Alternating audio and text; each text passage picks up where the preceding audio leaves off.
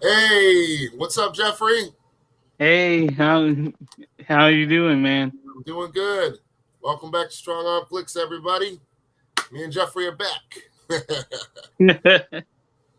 so, what you been? How you been? How you been since the last time I talked to you, man? I know we talked a little bit, um, backstage. Everything's been going good for you on your end. Yeah, everything's been going good. I had some time with the family and working on a project that's really coming well. But yeah, everything's been going good. That's awesome, Jeffrey. And I've seen you've been dropping some hot pieces, hot takes on Twitter, Yeah, man. And we're gonna get into that a little bit in a little bit. Um, yeah, everything's has been going all right on my end. Um, just trying to find time to get us all geeked up.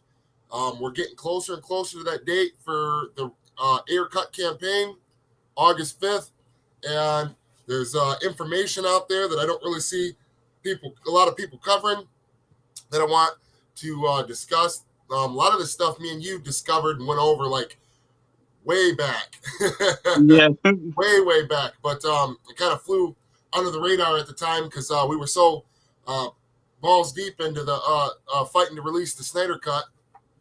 yep, Um, and that release and that thing was a masterpiece, man.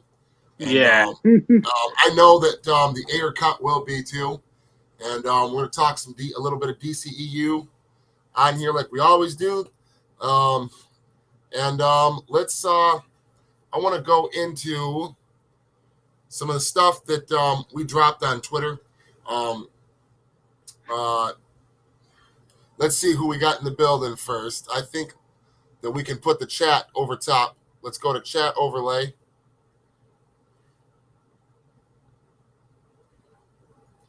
and show. I don't know why I didn't show it, but okay. All right, chat overlay. Uh, Also, James Gunn is liking comments on Twitter, trashing David Ayer's name. yep, Movie Raider. Is that true? I don't know if that's true or not. yeah, yeah. It's true. I've been seeing him like tweets that bashing David Ayer's cut also. And we're sure that it's authentic. Yeah, because I actually do go to his likes to make sure. Wow. Well, that's some fake ass shit. Yeah. He's sitting there on camera saying that. I don't know, man. I just don't want. I hate to jump the gun. I hate to jump the gun. I hate to jump the gun because I don't know, man. It's just he's spreading so far. Like he's, I don't. His movie isn't my cup of tea that he made. Okay, Yeah, doesn't matter that I yeah, haven't seen it yet. I've seen enough to know the tone. I've seen his previous work in the MCU. I've seen his previous work outside of that, and it's okay if other people want to see it. That's fine. I will see it eventually, but I'm not going out and rushing out and giving them my money and my streaming numbers being added to their forte, to their take on it. I'm not supporting the movie. I'm not gonna boycott the movie or none of that shit. The movie's not for me, and that's my decision to make. And I, was until this point of hearing this, I was, I was okay with James Gunn to a degree. I think that he said some really fucked up shit and showed that he is not the guy that people think he is. Back when he got in trouble with Marvel and Disney over them tweets, and then seeing the pictures leak of him at that whatever the hell that was. But we're not gonna go all the way into that. But yeah, the guy's kind of, I don't know, man. He's weird. He's freaking weird. He is a yeah, good director. He's a really good badass director. But he is not my cup of tea. You know what I mean? The people that are yep, into his shit, if you're into that kind of content, that style, he is very good at what he does for what style he does. I'm just not into that shit, man. yeah, Oh, that's all I'm saying. But that really, if that's true, then that really changes my opinion. And fuck James Gunn. If he's liking posts where people are trash talking David Ayer while he's on camera saying that he thinks David Ayer is great and all this shit. That really pissed me off. But, you know, he could be getting pissed off because of the movement fighting for David Ayer's cut. You know what I mean? He might be getting pissed off because we're making more noise about David Ayer right when his movie's about to come out. It might Yeah, be pissing his ass off. And the yeah, fact that David doesn't ignore us and he responds and answers questions from time to time about the Ayer cut. You know, he might not, James Gunn might not like that shit too much. yeah. Kind of like with Patty Jenkins, where I still remember a video with Wonder Woman 84. It was like a press tour for Wonder Woman 84, and someone asked her about what she thinks about the Snyder Cut before it came out, and she was just quiet. And I still remember this part. She was just quiet when that question was asked, and the gal was like, "Oh," like that was All right, Andrew hilarious. Jackson. Yo, what's up, guys? Hashtag release the Ayer cut. Release the Ayer cut, brother. Release the Ayer Cut, man. Go ahead, continue, Jeffrey. I'm sorry. I But seen his comment in here for a while. I wanted to get it up. but yeah, like really, I can kind of understand where James Gunn is coming from if that's the case, because it's like this is his movie coming out, Right. and really, if I was a director making a movie, and I put my heart into it, it was it was like, and I see these people asking about a old version of a movie. Like, I'll be honest, I kind of feel some type of way about it.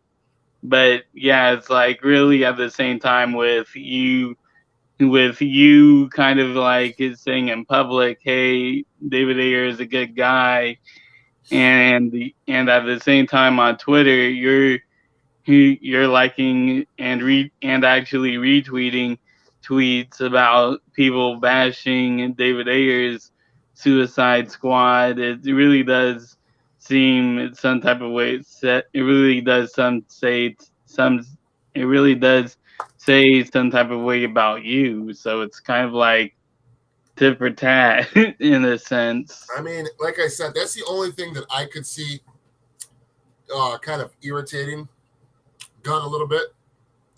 But that just lets you guys know. We have went from the loud vocal minority that's annoying and toxic to a fandom that's being acknowledged on one hand, that's big enough that we can be accused of tanking movies now. Yeah, I thought that.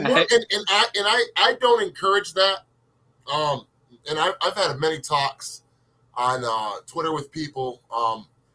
The louder, more dominant voices in the movement, and everybody that I associate with, at least, we do not condone that.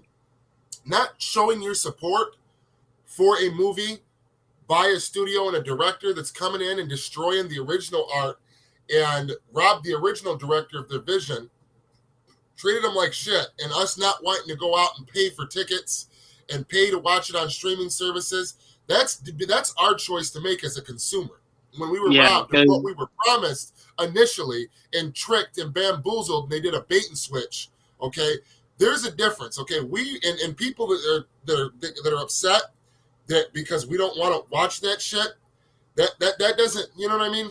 That doesn't mean that we're toxic. That doesn't mean that because we have a difference in opinion that we're tanking the movie. The movie's either going to do good or it ain't. But we don't have to show our support. And if our support is large and us not showing our support for it is large enough to make that movie not do good, then that movie wasn't going to do good because you are not in fucking touch with your fan base. And I'm talking about the studio, not the directors. And that's not Gunn's fault. He's just doing his job that he was hired to do, that they hired him to do. You know what I'm saying? Yeah. And I get tired of people acting like, so if the movie doesn't do good or it does do good, then good for Gunn, okay? But if it don't do good, then hey, hopefully it'll be hopefully it'll be a sign, because I guarantee you this will be another Birds of Prey situation or another Wonder Woman 84 situation. Okay? That's a better example where Yeah. critics are going to come in. This is right up their alley, and this is what they're paying. This is what Warner Brothers loves to do now. The regime at Warner Brothers, Walter Hamada, what he loves to do, he loves to pander to paid fucking critics, to blue check marks and critics. He likes to pander to them. That's what he does, and he knows they like that, like dick jokes, that little Boy Scout bullshit, and they like that nostalgia, and they like that jokey family nonsense with like dance offs at the end of the movie and shit. Like that's what Walter Hamada likes to do, and there's a difference between being critically acclaimed and you got to strike a balance. You can have every critic on the planet under your belt, but if your audience, your consumer that pays for that shit, don't show up to see it, you have a fucking problem on your hands. Okay, and like with Wonder Woman 84, the fucking audience hated that shit. Critics loved it. Yeah, because really, like, to me, like, I actually saw a tweet where this was actually a fan account that said that he would rather like a movie. He would rather like a great movie that's rated 28 on the critic score than rather like a 100 rated movie on the critic score. And here's the thing too, Jeffrey. Obviously, critics they help with initial advertising, and they are like the thing is though is that critical approval is not all it used to be cracked up to be in the early 2000s and late 90s. Okay, it's not, because especially when you're dealing with these kind of IPs, there is a strong specific fan base, with these IPs like Star Wars, with Marvel, with DC, etc. There is a strong specific fandom, and that's who's going out and paying for the tickets. That's who's buying the merchandise. So your critic can sit here and make the trailers look good, so you can slap a critics agree it's a 99 out of 100 movie, and all this shit if you want. But at the end of the day, that's not putting ass in seats. That's not people buying, supporting it. That's not making you money, and you're doing what you're doing to make money. So your audience should always come first. Obviously, you care what your critics think, but your audience and your money should be your number one priority. Second to critical approval, not the other way around. And clearly, you can see exactly why Warner Brothers is in the position where they're getting bought out again. Now Discovery is first it was AT&T, now it's Discovery and AT&T. Pretty soon they're gonna have to change their name from Warner Brothers, because are they really still Warner Brothers? Are they really still Warner Brothers, or have they made such stupid ass decisions to the point where they're not even the logo is in the middle of being changed from Warner Brothers to like Warner Discovery or some shit like that. Like they're not even, and I don't understand how these big suit and tie guys don't see that they're making bad decision after bad decision, and this is why their company owns their ass now, and that maybe they need a little bit of intervention. They need to be intervened with to a degree and have like a meet and greet, like, hey, what the hell is going on with you guys? What are you doing? But anyway, let's jump into the comments and we'll get back to that, Jeffrey. Farron Nitrate, I don't know if I'm pronouncing that right. I apologize if I butchered your name. He said that 97% score on Rotten Tomatoes for the Suicide Squad film looks ridiculous. The trailers pissed me off to the point that I don't want to spend an hour watching lame MCU jokes rehashed into a DC film. Before you get into that right there, sorry to cut you off, but before you get into that, I gotta tell you right now that it actually is updated, and that 97% went back up to a 100% again now. And before it was 36. It was like 36 critics with a 97 critics score, and then later with it went up to 44 critics with with a 100 review. Now people in the movement were like, "Wait, what's going on?" They're like, "Why did it go from a 97% back up to a 100%?" And it turns out that there was a critic that at first put a rotten review of the movie, and then a few moments later made a review out of it, and that's what caused it to have a 100% again. And that right there was like, That's okay, so suspicious. You're gonna yeah, tell me Rotten Tomatoes get? I don't think that. What is there, like 2 movies in the history of movie making that's ever got 100 out of 100 on RT? yeah. Like Citizen You're gonna Kane was, tell me that James Gunn, The Suicide Squad, is one of those. After just seeing some of the footage that's in the movie from the trailers, there's no fucking way that's possible. right. It's such bullshit. Yeah, and I remember actually watching a YouTube review from someone who actually got an early screening, and this dude was so fair, like with it, like he wasn't like saying, "Oh, it's fun, yada yada, it's so great."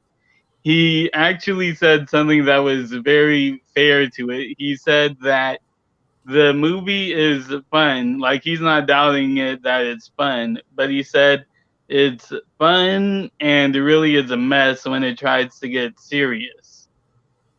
Wow. Yeah, that's about what I expect. I mean, that shit works in the MCU. It does. The MCU and the DCEU are 2 totally different properties. And trying to bring Marvel directors in just because they did a great job with Marvel, that's great. They understand the formula.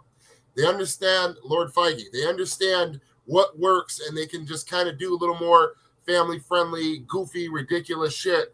And you know, and it's fine. It works. It just does with that property. That shit doesn't work, man. It didn't work with the first movie that they with Suicide Squad. It didn't work with Justice League. And just because you literally brought over a director, they tried to copy Guardians of the Galaxy in the first place when they took the David Ayer's film from him and had that trailer park studio come in and recut it and rehash it. That's what they were doing in the first place. You know, and the tone changes from dark and gritty to bright and colorful, and then changing the scores, and then adding more music, making it brighter, adding more jokes, cutting out more serious, dark material from the movie that was filmed. That's what they were doing, and now they finally got the guy. And I can't believe that 5 years later, you can clearly tell it's Walter Hamada. Yep. Because all them people are gone. Walter Hamada is still there. You can clearly tell that Walter Hamada is the one who was pulling the strings, and he's got to fucking go, man. Yeah, Walter him and Hamada has Toby. got to go from Warner Brothers, flat out. Yeah, him and Toby Emmerich. Yeah, Toby Emmerich too, but I'm really starting to feel that Walter Hamada is playing a very large role in this shit, man. Larger than even Toby. Like into the content that we're getting now. But anyway, the movie Raider said, I'll send you a DM. A Rotten Tomato critic was forced to change a review, which was originally rotten, on The Suicide Squad to positive. WB really knows how to pay people off. Yep. Wow. Yep, because at this point, why not shelve out, because that's what they want. They, they'll pay them a little, some dough, and in the long run, it's going to make them millions. That's how they look at it. We're going to pay them to make it look like this is just wonderful. Yeah, we know it's what they did. The same thing with Wonder Woman 84 with Jeff Johns, who was heavily involved, and Toby and Walter with Wonder Woman 84. That is a complete studio movie. And I know Patty ain't going to say so. I don't even think that's completely what Patty had in line for the movie. But Patty's movie, Patty, I support Patty Jenkins, but it's very clear that these kind of people cannot handle these properties. I know that just the first Wonder Woman movie was fucking fantastic. The Yep. third act could have been a hair better. The original third act would have been amazing. I wish they would release a different cut, like a director's cut or some shit of Wonder Woman with that original third act in there. Yep. But either way, Wonder Woman, solid movie. Zack Snyder heavily involved in the first movie. Heavily involved. Complete Snyderverse canon with the first Wonder Woman. Second Wonder Woman, it's almost like a parallel fucking universe. Like, it's not even the same Wonder Woman. Like, it's not even the same Earth. Like, we just jumped to multiverse fucking Earth 338 and fucking, we just started a random story and acted like we've been there the whole time with this person. Like, this is not the same person that we've been watching in BVS, even in the Snyder Cut, or in the first Wonder Woman. This is not that same Wonder Woman, dude. Like, what are you, Right, kind of bullshit are you trying to pull over our heads? We're not stupid. right, and you got and really, like, if you really think about it, like I know Patty said that and she's destroying cameras and protecting the world in secret, but it's like at the same time in the movie you have a nuclear holocaust almost happen, and it's like if Maxwell Lord went to prison and tried to explain everything, Maxwell Lord would have mentioned Wonder Woman at some point. So it's like, how does that even, like, the movie just doesn't even work in the continuity of the DCEU. Right, and it's just I don't know, it's wild, man. It just gives me a headache every time I really think about it. And Margot Robbie herself came out and said, like, as far as she can tell, there's no fucking continuity between any DCEU movie. Yeah. and I'm like, wow, somebody else that's got half a brain that's an actor or someone who's famous that gives a fuck about these properties just spoke the truth. Right, That's because the fact if you leave outside of Man of Steel, BVS, and Snyder Cut, and Wonder Woman 1, if you are not talking about that shit right there with Zack Snyder, nothing is connected after that. Everything just acknowledges to some degree. Some of the movies acknowledge to some degree that the movies did happen, but they won't. They're so, they're so blatantly, like, not specific about the connection, and then they just do their own thing to the point where they could be talking about anything or anyone. It's like they acknowledge. They just make sure that they don't step on the foot on Zach and David's feet. That's it. Other than that, they don't acknowledge or connect or have any connectivity in any way. And they in the studio, the way it's being ran, they are purposely doing that. And they make comments all the time. Walter Hamada does that. They are specifically trying to run the fuck away from the OG DCEU and just make all these crazy random ass one-offs with different directors with bright and colorful Marvel shit, trying to tap into their audience, and it's never going to happen. Mm-hmm. I mean, but Margot Robbie said that she's done with Harley Quinn after a while and wants to take a break. I don't blame her because she's played 3 different versions now of Harley Quinn. Yeah. If you think about it, she played Harley Quinn in David Ayer's original Ayer Cut. Dark, serious. We've yet to see that performance. Then she played the Harley Quinn in the reshoots for the theatrical cut of the first Suicide Squad that was more lightened up and changed around and scenes re-edited and reshot scenes to be more loving with the Joker. Okay, so there's another version. Then she did Birds of Prey, which was another version, another take, a completely different Harley Quinn than what we had before. Now she's doing Harley Quinn in the Suicide Squad, and this is the 4th time that she's played a completely different version of Harley Quinn. That shit's wild, bro. That's stupid. Right, and Um, and really, like, once again, like, this is really a comparison, like when 2016 was around, Harley Margot Robbie said that she loves the character and she wants to keep playing as her. But then you go to today with all of these different versions of the same character that she's doing, and now it's like, man, I'm playing so many different versions of these characters. They just need to stick with something.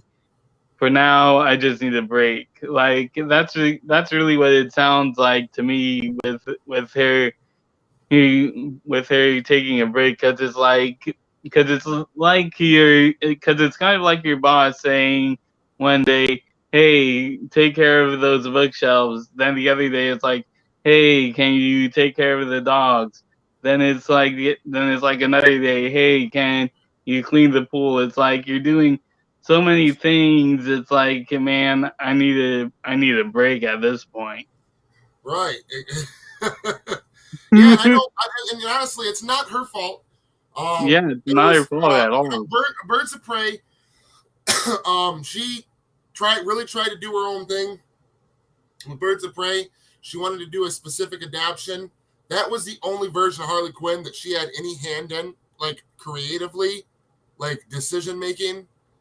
And she, even what she went for, which I get what she was trying to do. You know, she wanted to do like a girl gang, you know, but she wanted to be like with like in, you know, like you play the Injustice video games and shit like that. She, you know, the story, you know, she wanted to play like a role with like Catwoman and Poison Ivy that she's had like a love romance with, you know, kind of like the animated series. She wanted to do that, and she took who the studio would give her. Even Kathy Ann said that the studio took control from her even. So, and I'm not saying that I would have wanted what Kathy Ann had in store for us, but her vision should have been made. You hired her to do her job. She's a Yep. creative. Let her do her job. And if she does a shit job, let us be the judge of that. That's all there is to it. And if you didn't have faith in her, then why did you hire her? Why? Because Kathy Ann said when a while back when we were fighting for the Ayer Cut that she supports us fighting for the Ayer Cut, and that there's a Yan cut out there. Don't think anybody's going to fight for that shit. But that's not the point. That there's a Yan cut, which means that, and you know, they came in, did heavy reshoots during Birds of Prey. They fought for a more comic accurate version of Cassandra Cain, Yeah, and the studio which said no. really, which Margot and Kathy fought for a more comic accurate version. The studio said no, this is what we want. Um, It was poorly marketed with Birds of Prey. They didn't know who their audience was. They didn't know if they were aiming this movie at little girls. They didn't know if they were aiming this movie at teenage boys and teenage girls. They didn't know if they were aiming this movie at adults. Like the tone and pace and what they were going for was so misconstrued and diluted and just it was a hot mess. Like when they were marketing it, they didn't even know how to market the damn thing. Like that, you know, it was just I mean, and that's how you can tell that there was one vision in store, which may or may not have been the greatest, but it was Kathy Ann's vision, and they didn't even let her go through with her vision, even with Birds of Prey. And who knows? Maybe we would have. I guarantee that what Yan had in store, I still might not have been thrilled about it. But I you're breaking up, guarantee man. that Kathy Ann's You're version, breaking up. I would have liked it more than the studio version. I guarantee that much. But Yep. James Gunn, the movie writer said, if James Gunn doesn't kill Margot Robbie and Margot Robbie's Harley Quinn, he has no balls. Well, the thing is, man, is that I guarantee you the only character Yo, that they're not going to you're kill, breaking the up. only, You're what's up? breaking up, dude. It's You're breaking breaking up. up. Yeah. What about now? Try talking. Yo, Okay, it's better, but but really, I think what's going to happen is I really do think that but really just speaking on that real quick, like I really do think that Harley Quinn is probably gonna die, probably somewhere in the first act. I don't know because I've seen in the trailer different scenes, and that look like they're in different parts, different acts of the movie. I think if she does die, she'll be one of the characters that'll make it to the end of the movie. But I am telling you right now, and this is just my opinion, I could be wrong. I think that there's no way that that James Gunn's going to kill her. I don't think he will. I don't think the studio. I bet you that's probably the one character that the studio probably said that they didn't want to kill off. Because did you hear James Gunn's trying to fight to get another project that he's in complete control of just Harley Quinn and something else to do with something else, some other project, like where Harley Quinn like breaks through like on some Deadpool shit, like the fourth wall, and is like, I don't know, like in some parallel universe, like with Marvel characters, like the Guardians characters or some shit.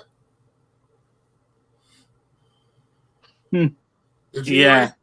I don't know. I don't know if that's there's that, and then he's trying to get control of the Gotham City Sirens movie.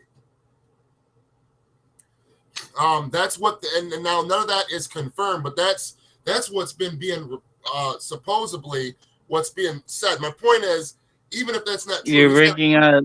He's got a clear interest. Hold on, I'm gonna fix this real quick.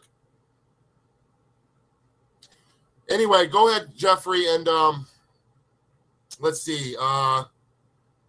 Read through some of these comments. I'll be right back. I'm gonna try and fix this mic.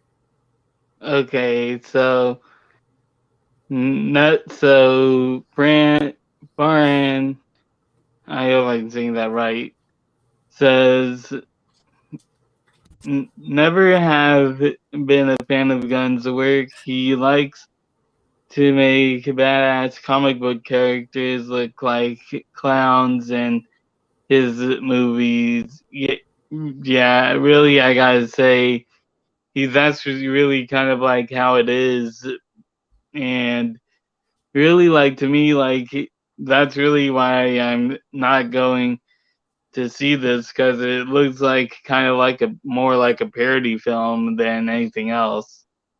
Manny V, I think Jeffrey is having the audio issues because your sound is fine in the chat. Okay. It's really, my voice is kind of gravelly in its own way. So I don't know if I'm moving anything weird. So yeah. Sri Hamada trying to shove his Batgirl into the Snyderverse, just like he did it with Latino Supergirl. I mean, I guess you could say it like that. Tree again, because Zack Snyder was going to cast his Supergirl first, and also Joe Manganiello also confirmed their Batgirl. Yes, I do agree with that.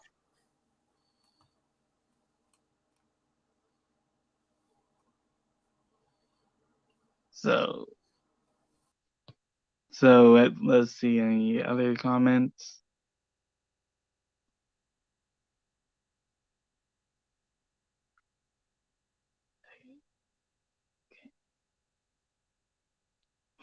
Okay.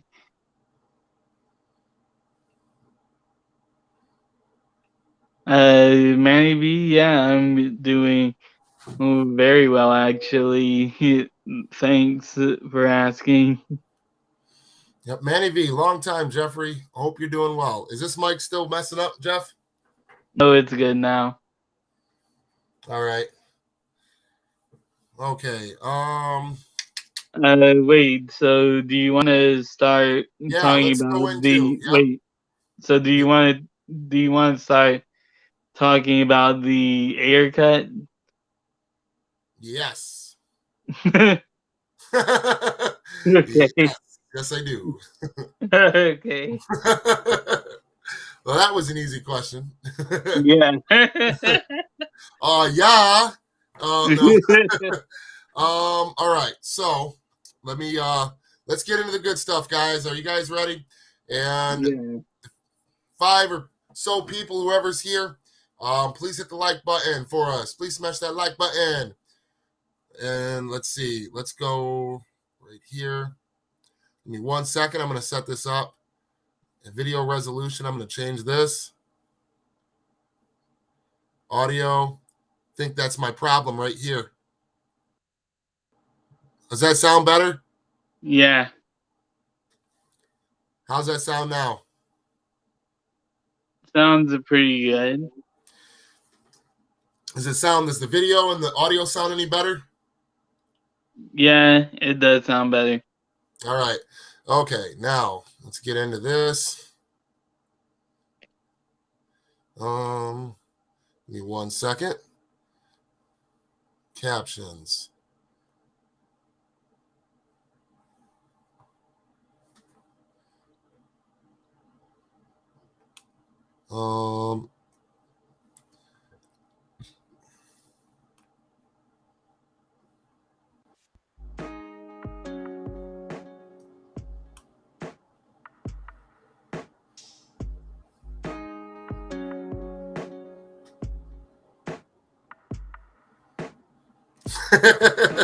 Okay. All right.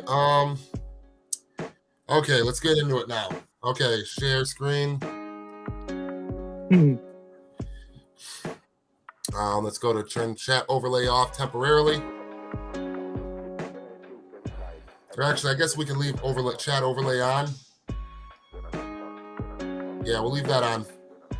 Actually, on or off for now. We'll turn it off for now. All right, now.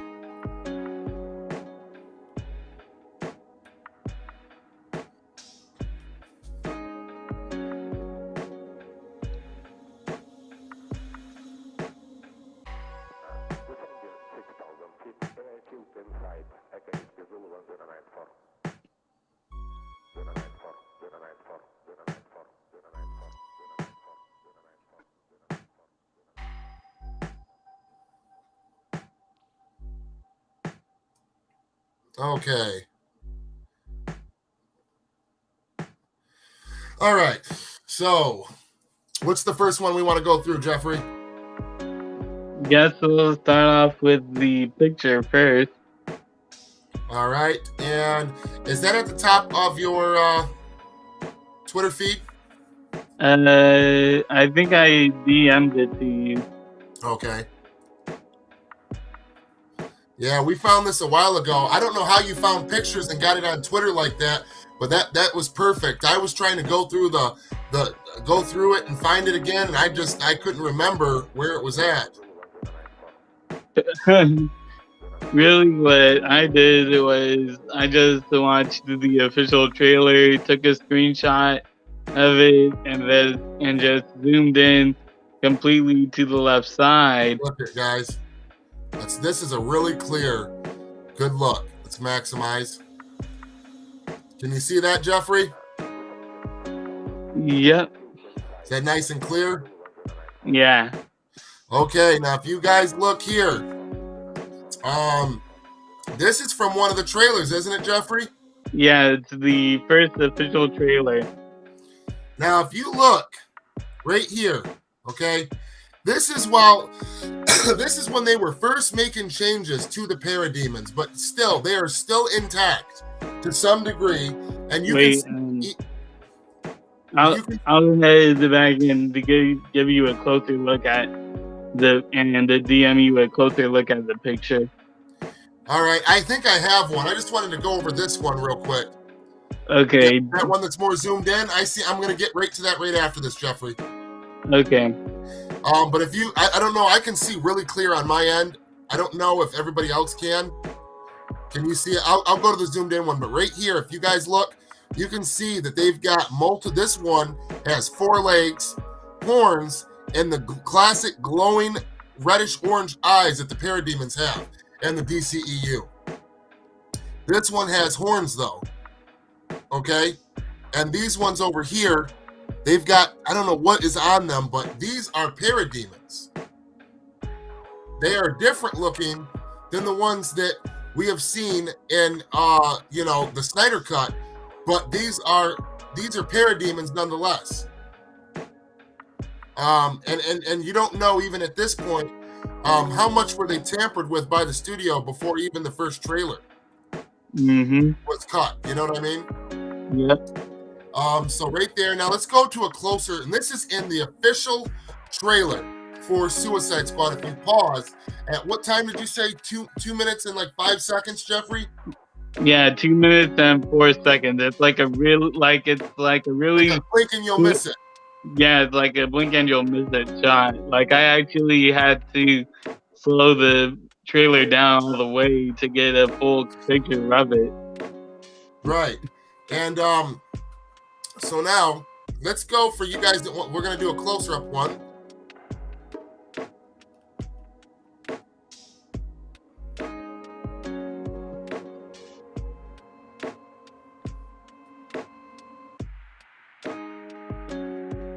There it is. Yep, right here. Now, if you look, this is real. Jeffrey's got this enhanced, and right here, Parademon. You can see closer. You see the glowing eyes. See the horns. 1, 2 different legs right here. Looks like there's like spikes and deformity on the body. These are not zit monsters right here. Yeah. Okay, these are not zit monsters. All right.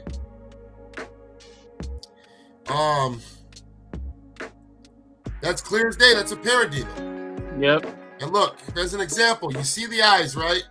Yep. See, now these parademons, they're slightly different, but these are parademons like straight from Apocalypse. These ones are. See, we don't know where these parademons made. See, these are artificially made parademons, right? Yeah. But in David Ayer's cut of Suicide Squad, these are true parademons that have been around a long time in Zack Snyder's Snyder Cut that come straight from Planet Apocalypse. So there could be different alterations of them, but we wouldn't know because we never had that shit explained to us in the DCEU because of WB's intervention and meddling. But the main thing is, you see the eyes, right? And Jeffrey pointed this out. Look at them eyes, right?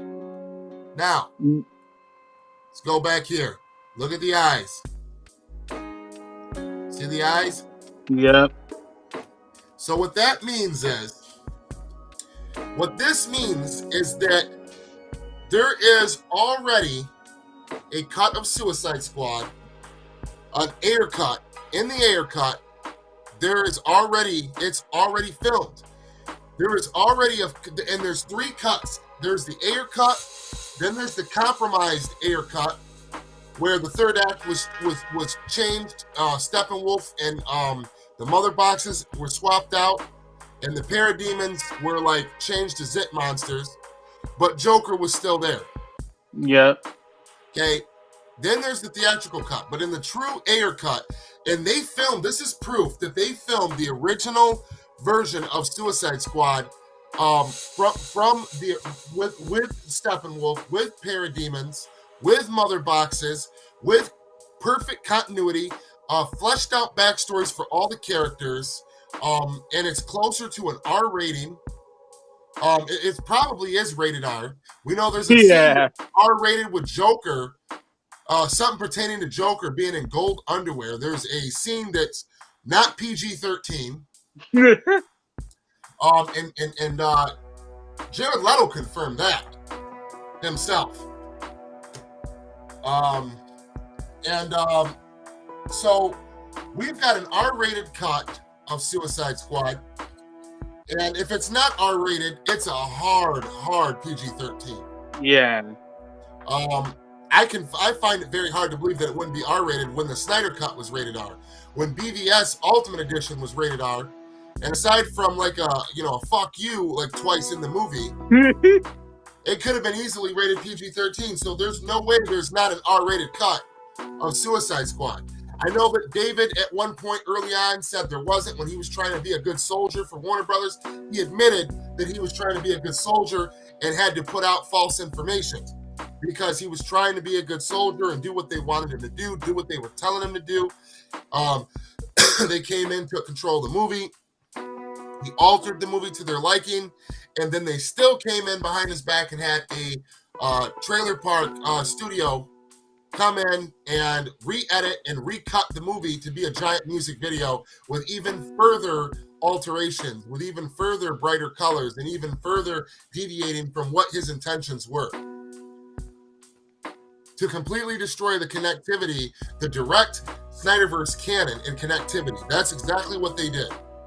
So, and even after all that, he's still, when people were asking them hard questions when the movie came out, he you know, and I know that he sees now that he should have been more open about it, but this was before, you know, the Snyder Cut movement even was together, and united. And this shit happened to David first. The only difference, there was no family tragedy. They did the same shit to David that they did to Zack. And David is is literally the only creator in the DCEU that stuck with direct canon, that wanted to just literally help Zack handle the characters and stay completely true to what they were supposed to be and to the DCEU canon. We've got, you know, Zack trusted him, and look, he brought our Ben Affleck Batman and stayed true to him and put him in the movie. Same thing with Ezra Miller's Flash. He wasn't a pussy tripping over his own feet. He was cocky, he was strong, he was dark, and he was powerful in the scene that they showed him with Boomerang. Yeah. You know, he handled Zack's universe and characters with such respect and made sure to stay in direct continuity with his shit. And that's why we've got to get this movie out, man.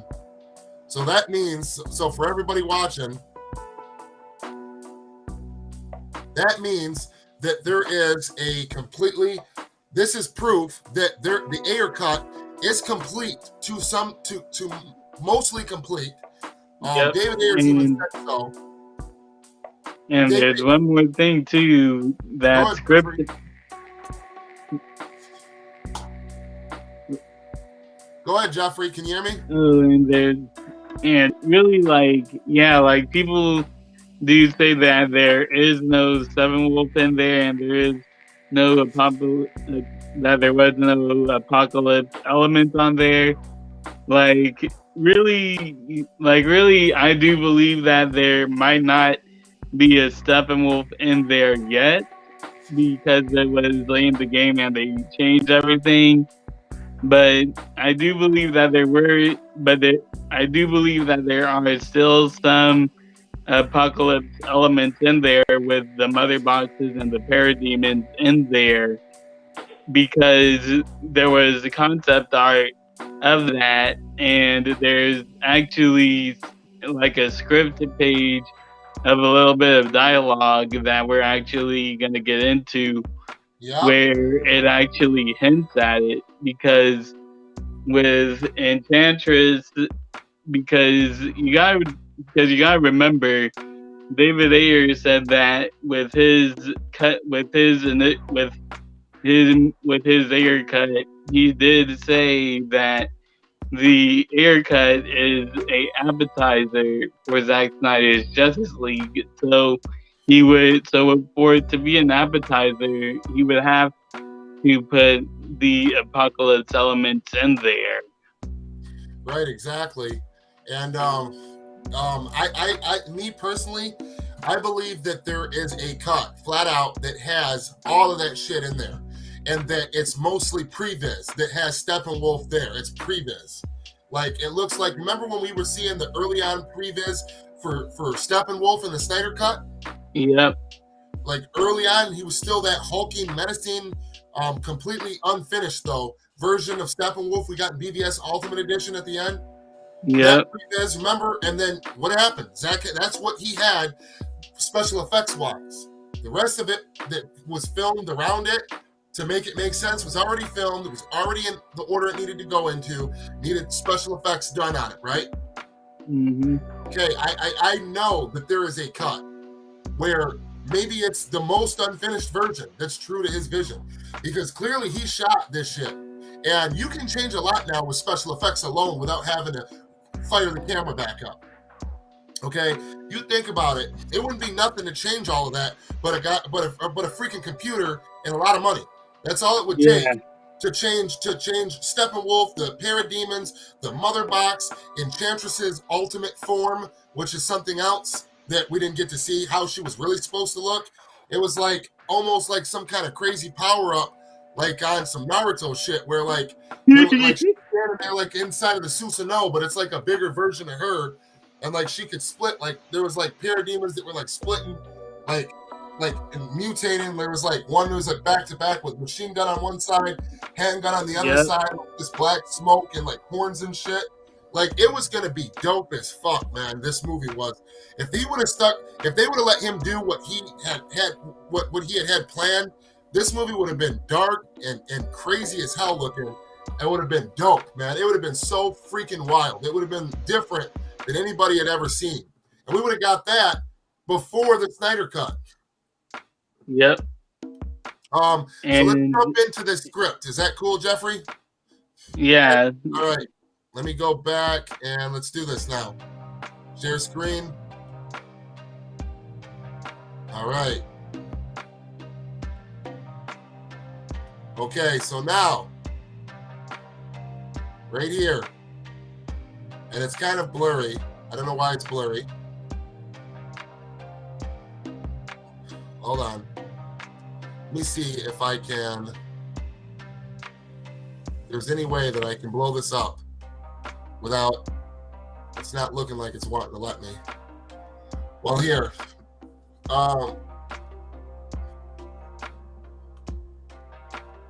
It says 2-shot, but it's supposed to be a dead shot, right? Or is that, what does that mean where it says 2-shot at the top? I think it's like 2 shots. Like one shot is like one shot is like El Diablo talking to Boomerang, and another shot is like Boomerang talking to El Diablo. Okay, so now this shows you the VFX, and this is what I mean, Jeffrey. This is what I mean. This is it right here, Jeffrey. This is the proof right here, man. I mean, this means that this was shot, brother. Yeah. Right here, VFX sequence, GB, scene 148, shot 10, panel 1, 2 shots, Boomerang and Diablo. The witch is opening a door. Boomerang. So the dear thing's unlocking the gates of hell, is she? Diablo. She's letting something into our world, something God excluded from creation. Bro. Wow.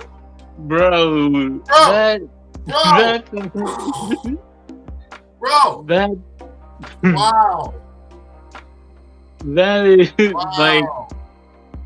like bro, when I first read that, I was like, I literally lost my mind. Like I actually lost my mind and had to take a seat with what I just read, because it was like, because that really did confirm that one, like, because it's like one, it confirms that portal thing that's in the theatrical cut was originally a old-fashioned boom tube that was opening the quote gates to hell for something to come out, and then you also have like this like something is arriving, like bro, that would have been like kind of like seeing Steppenwolf for the first time in actual person in the DCEU. Because basically what happened is basically what happens at the end of the Snyder Cut. The boom tube opens. They show Steppenwolf. He steps through the gate for just a minute, and they end up saving the day and stopping his arrival. Yeah. So that further amps up the plot that Steppenwolf is out there. Steppenwolf was trying to find his damn way to Earth, and now he's seen this place. He was almost here. That amps up. Oh my God, what was that? You know, without answering the question, without naming him Steppenwolf. And then boom, we get Justice League, and they go, when the plot kicks in and it starts getting serious, they start explaining it to us. And then we go in the chapter order, if we would have got it like we're supposed to, us as an audience experiencing it for the first time, we'd have been like, oh wow, so that was Steppenwolf. No way. Okay, you know what I'm saying? And then boom, the music would be so much more dramatic. Seeing his first entrance where he comes down, boom, and he crushes the earth, and he's down on one knee, and the Amazons are around, and he looks around. We're Yeah, like, oh because shit's gonna get real. That would have geeked up and pumped up. That would have continued BVS directly. It would have led into Justice League and geeked this up. This is a missing chapter that we need back in the Snyderverse. Restore the Snyderverse. Right, because imagine this like in hindsight, like imagine seeing this like if the DCEU was happening as it was meant to with David and Zach without any meddling at all. Like Dude. Imagine seeing like in the Ayer Cut you first see Steppenwolf and it's like this big thing, but you don't see him do anything, and you're like, yo, who's that? And then once and you're leaving in the theater like, yo, I can't wait to see what this guy can do. He looks like an absolute monster. Right. Then you're going into you're seeing these trailers of Zack Snyder's Justice League, and it's like, oh wow, this dude really does look like he's going to wreck shop and to do some damage. And then in the theatric, and then when Zack Snyder's Justice League did come out, it's like, man, I really cannot wait to see Steppenwolf, because it's like you're awaiting someone's arrival, like exactly. it really just like kind of builds up for the audience to go from like, yo, the Ayer Cut was awesome. That ending shot of seeing Steppenwolf was awesome. I really can't wait to see what this guy can do. Then in Zack Snyder's Justice League, it's like, oh wow, I can't believe we're finally going to see Steppenwolf in action. This is going to be awesome. Exactly, Jeffrey. And you know how much more sense and how much better the critical approval would have been, at least around 80%, bro. At least at 75%. Even the haters, they wouldn't, because their main problem with the movie that I've seen from early critics is, so they created the Suicide Squad because of this reason, as an initiative that was in the background, but then the reason why they initiated it and activated the operation is because they themselves, for creating the Suicide Squad, created Enchantress's bullshit, and then they had to fix the problem they created. That's stupid. Because if they wouldn't have doing that shit in the first place, it would have never happened. And that was critics' biggest problem with the movie. That and the shit special effects at the third act, because they Justice Leagued it and they just went over it real quick with some bullshit, made it look like a blur and goop monsters and shit. It was fucking stupid. And the whole plot of the movie, instead of being dark, serious, getting fleshed out characters, getting the continuity of, no, something darker is happening. Something serious. Superman's gone. Now we've got, like, Steppenwolf is here. Darkseid and Steppenwolf are trying to make their way here, but we don't know them by name yet. And we got to do something, and all we got on our side, we don't know how to, you know what I'm saying, is these guys. So the mother boxes are activating throughout the movie. In the room, when Amanda Waller sees the Enchantress, that's a mother box that she's got there. Okay? And then at the end of the movie, the mother boxes and all this shit, the Steppenwolf comes through, and there's parademons, and then the whole movie makes sense now, and it's direct continuity to BVS and a prequel to Justice League. And then in the final fight, it makes sense that they're fighting something more than what they can handle, to where it made it reasonable that they had to get these assholes together that are criminals and force them to work together to handle this situation. Now that makes sense. Now you have, and then think about this, special effects that make sense. We're going to use the old ways. Again, we know what Darkseid was talking about, because we had seen them try to do it with Steppenwolf, and it almost worked. So now, at the end of the Snyder Cut, we know that makes sense. We know what he's talking about now. All of this shit, you know what I'm saying? And we would have got more Joker. We would have got the Harley Quinn and Joker arc that we were supposed to get, that was dark and R-rated. We've got better action, better CGI, direct continuity. More katana, like more katana, which she got butchered. Like she was pretty much like a cyborg in Justice League. Like she was just there, and there was nothing for her to do.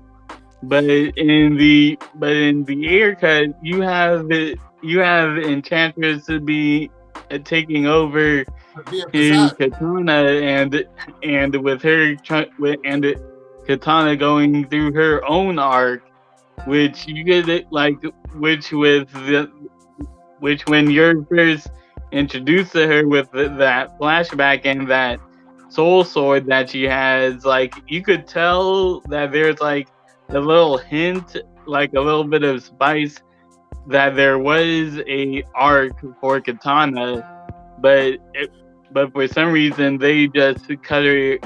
But for some reason they just cut it out. Yeah, and then they killed Diablo for no reason when he's supposed to survive. He survives in the Ayer Cut. Diablo doesn't back. And it's really, and it was like, and he kind of died in the dumbest way, because it's like the dude that controls fire and literally turns into, and literally, like he turns into a whole fire demon and can control fire, but for some reason he dies by fire. Yeah, get the fuck out of here. That don't make no sense. That don't make no sense. That don't make no sense, man. And it's wild, man. You know, and let's jump in this comment from the movie Raider, because he's been waiting for a minute. And this is a curious question that I was kind of curious about too, and honestly I don't know. But the movie Raider says, do you guys think that J.K. Simmons, aka James Gordon, will show up in the Ayer Cut? He was cast in early 2016, and he could have done some scenes in the reshoot similar to Ezra Miller's Flash cameo in Suicide Squad. He might, because I'll be honest with knowing that there was more Batman in the movie, I'm pretty sure we would have gotten a scene with Batman and James Batman Gordon. talking to James Gordon. Exactly. Yep. Because a lot of the scenes take place around Gotham, or in one of them in Gotham directly. Killer Croc is directly. Oh wait, hold up. Breaking news. He said, hold on, the movie Raider. Oh my effing god, Tflame, go read David Ayer's. Oh shit! Holy shit. Okay, Dr. let's Fate, do what's it. Up, bro? Dr. Fate, you missed some good shit, man. You need to go back like 15 minutes on this live stream whenever you can. But hold on, guys. I want to see. Oh shoot! What's this? Let's jump and see what he's talking about. Hold on. Oh, bro. Uh-oh. And everybody, this we're dropping some straight fire on this live stream. Yeah, like, share it and like it, because I'm telling you, we got less than a week till the official campaign kicks off for Release the Ayer Cut. Less than a week, and this is liquid gold here. I'm telling you. All right, share. All right, let's get into it. Let's see what's going on. Okay, let's see. Come on.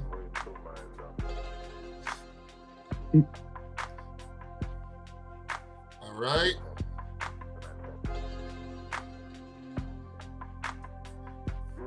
Hold on, guys. Give me 1 minute. My internet's loading like shit. All right.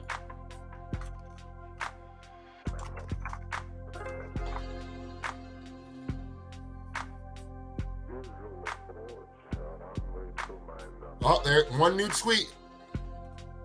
Okay. Oh, wait. What's that? Shit. What's that? What's that? My turn. David Ayer. Oh, shoot. He got a letter tweet. Oh, shit. All right. All right. Now let's, before I blow this up and read this, this is a response to Tim Grierson. I might be butchering his name. He's got a blue check mark, so it's official account.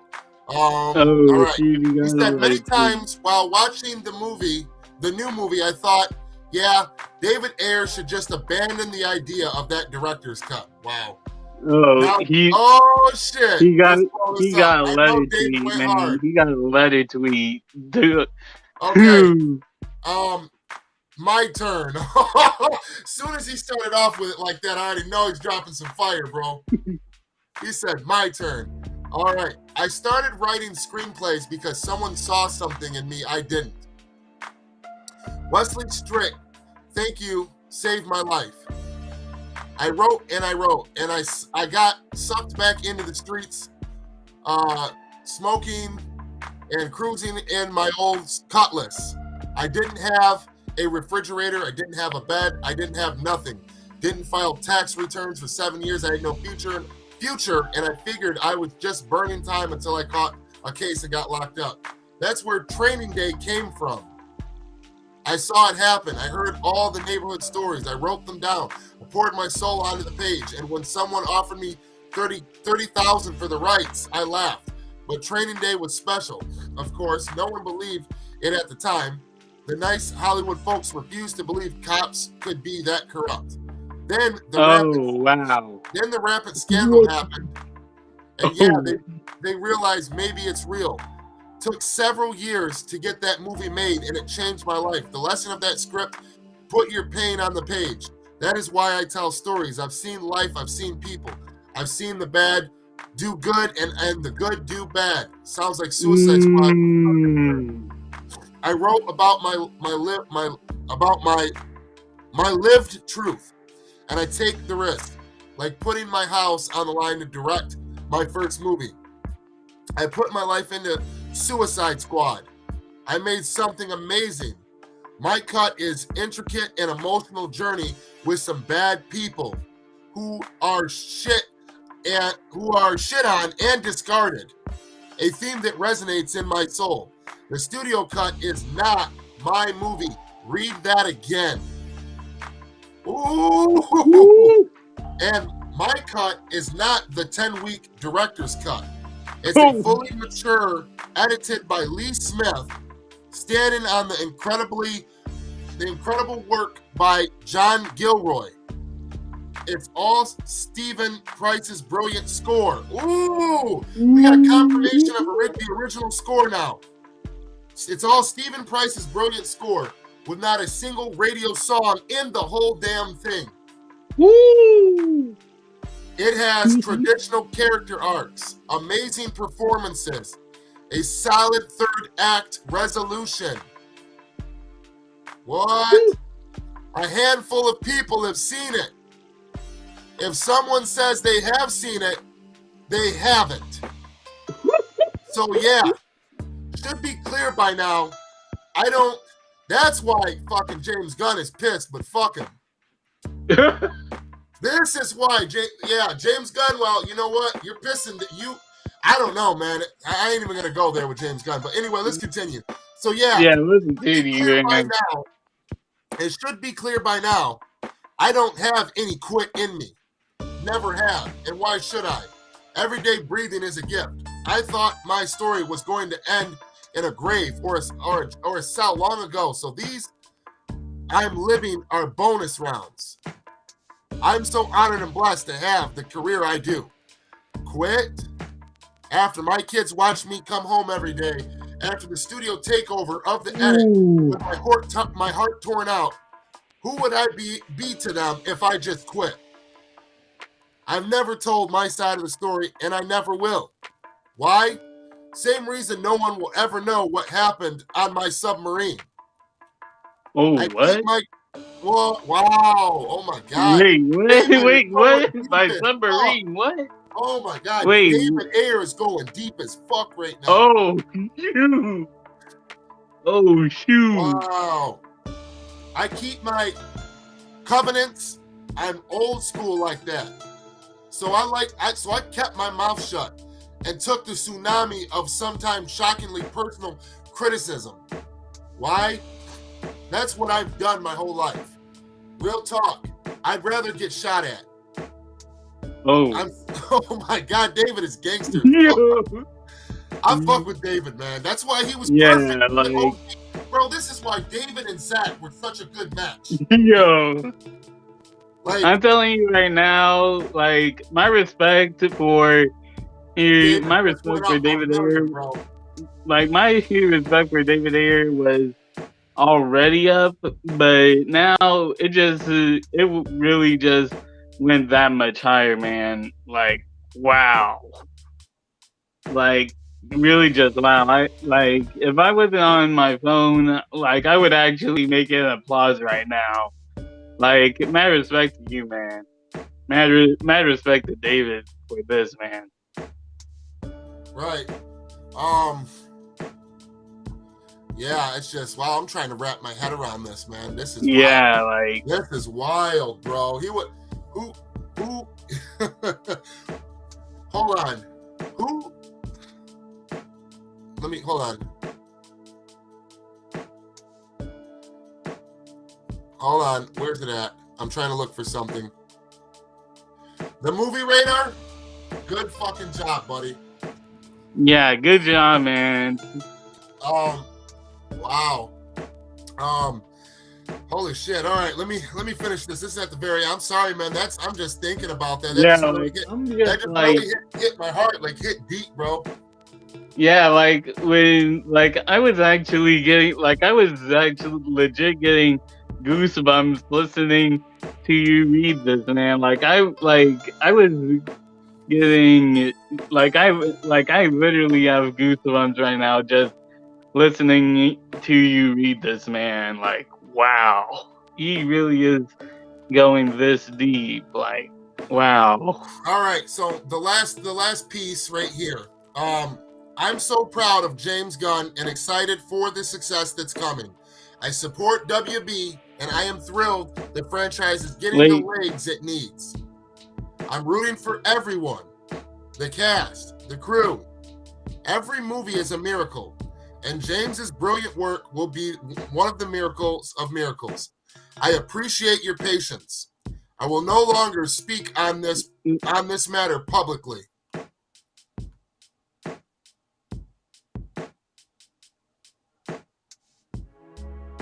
Wow. Man, David Ayer is a real one. You can say whatever you want about his movies, but with him as a person, man, he is a real one.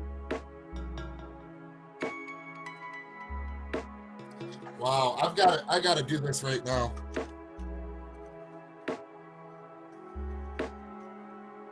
Hold on.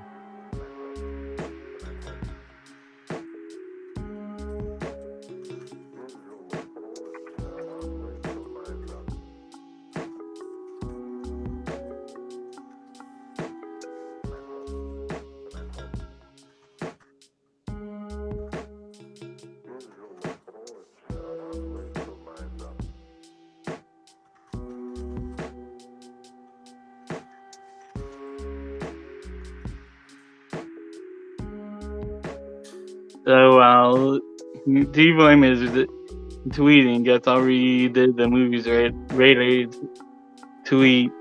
If Anton off, it doesn't apologize to him and tell him the Ayer Cut is now on the table if he wants it.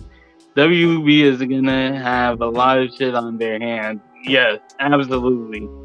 Especially after this. Wow, this is wild, man.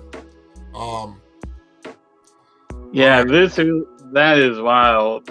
Like, wow. Wow, man. All right, sorry about that. I just really that touched me, man. I had to. That really did touch me. He has so many people that talk to him and so many fans. I doubt that he'll see that, but I had to respond to that because that was just wow. All right. Let's jump back into these comments, guys. Wow. I just hope that David doesn't got to talk about the studio meddling that took place. I know that he's not the kind of guy to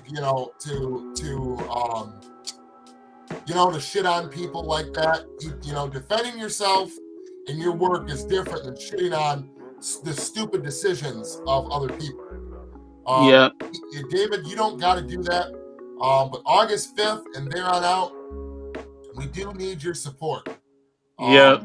for this campaign. I know that a lot of this stuff hits home and it's deep and it's different for you, and I just hope that you can find the strength. You don't got to talk about what happened or anything like that or what you went through, but we just need a small little bit of support from you, man. I hope that you'll be able to do so.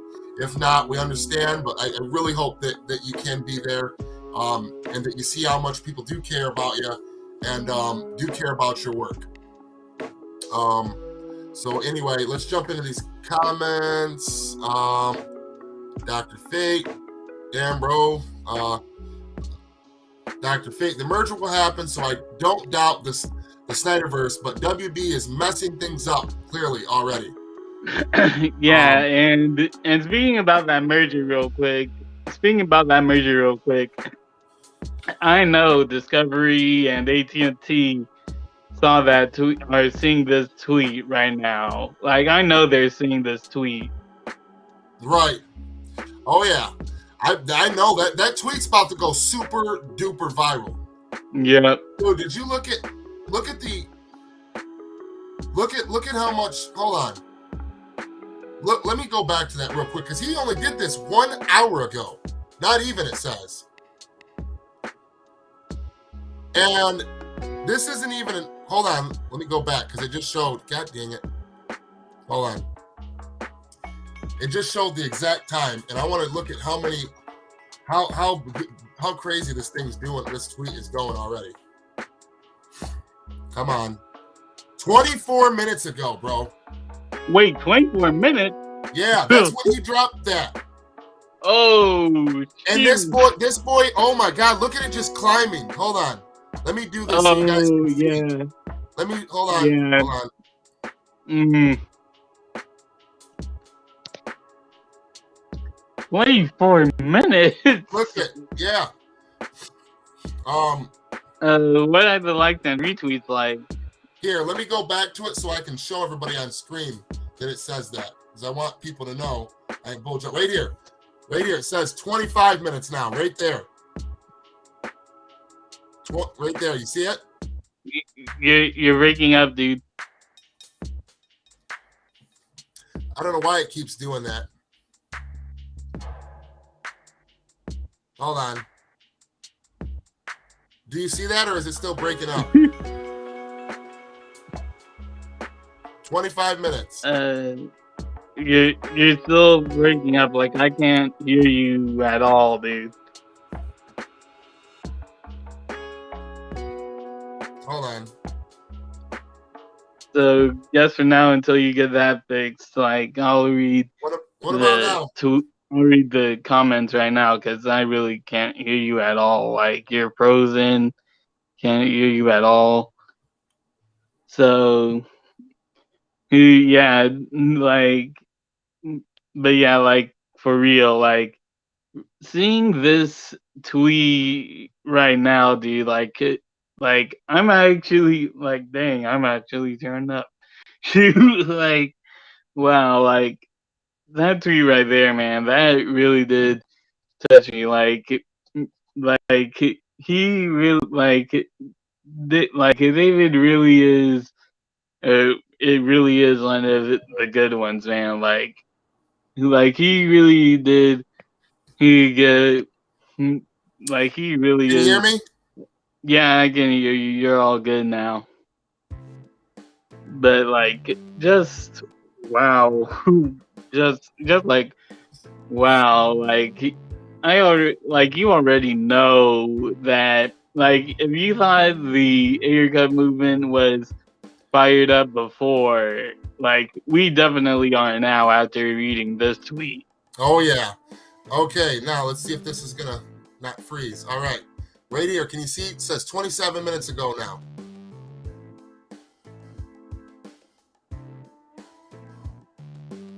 Do you see that, Jeffrey? Yeah, I can see it. Okay, now let's click on it. Okay, so in 25 minutes, look at the numbers just skyrocketing up. Oh, he's at 2,212 likes, 413 quotes, 769 retweets in 25 minutes. Wow. 25 minutes. Look at it's just Wow. look at this number, bro. This number is just skyrocketing. Hey, everybody in the Snyder Cut movement, everybody in the DCEU, period. Make this go viral. Yep. I'm sure this thing already is going to, but I'm telling you, tell everybody, get on here. Yep. Talk to David, respond to David, tell him we appreciate him, and share this thing as far and wide as you can. Yeah. Because we have less than a week for the campaign of the Ayer Cut, and this is the giant boost that Ayer needs and that the movement needs to get awareness to what David Ayers went through, where he's coming from, and his cut of Suicide Squad. Yeah. Oh, look at the numbers. Look at him, Scott. He's at 410 quote tweets. What? 430. It just went up to 798 retweets. 2,310 likes now. 800 retweets. They're just going back to, dude, this thing is, wow. You guys got to watch this, bro.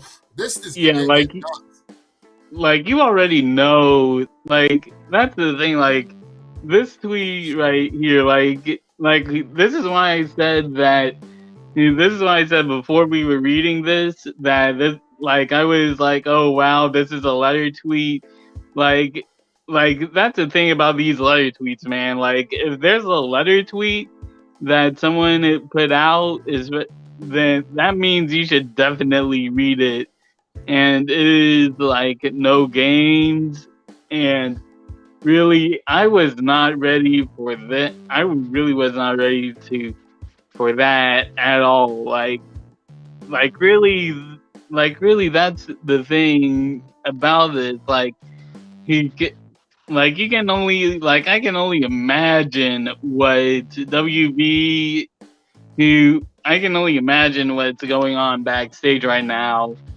with this, because, like, man, all I gotta say is if they really, they are in some, like, they really are in some deep shit right now, because that's really the best way, that's really the only way you could put it. Like, they really are in some deep shit. It's just, I mean, wow. I want to read one of these comments, Jeffrey. David, I'm all for you and your vision, but I still believe that WB is filled with egos who did you dirty and would use a reboot to further wipe away yours and many others' hard work in the DCEU. But I respect you and I respect your choice to support. But I see why you respect, what do you say? But I respect why you chose to support, and I will never stop dreaming to see your film. Release the Ayer Cut. And Drew, release the Ayer, hashtag release the Ayer Cut. You're amazing, David. Good on you for fighting your corner. I'm sick of people using you as a punching bag on this nonsense. I agree. Your films are brilliant, and I'm happy you've continued to provide us with such quality entertainment. We are behind you all the way. Hashtag release the Ayer Cut.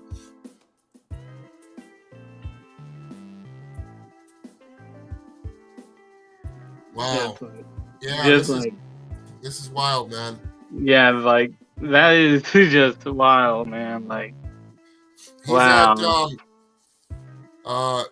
2,579 likes right now, 877 retweets, 460 quote tweets in 28 minutes.